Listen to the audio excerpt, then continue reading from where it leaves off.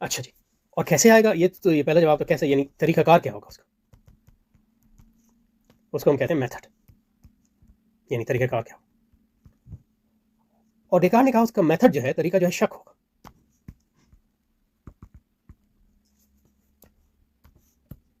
शक इन मानो में नहीं कि मुझे कोई शक है कि बात रख नहीं है, लेकिन ये कि मैं एक्टिवली, अमली तौर पे शक करूंगा हर चीज पर।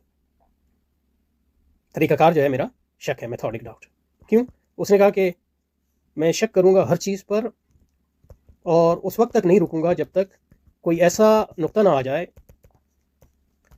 जहां मैं शक कर ही ना सकूं। इवन अगर, मतलब यह था कि अगर करना भी चाहूं तो शक ना कर सकूं, इतनी यानी वादे उस मकाम पर मैं रुकूंगा, और वो मकाम होगा जो मुझे मुतलक यकीन देगा। और मुतलक यकीन देगा यानी एब्सोल्यूट सर्टेनिटी, और फिर वहां से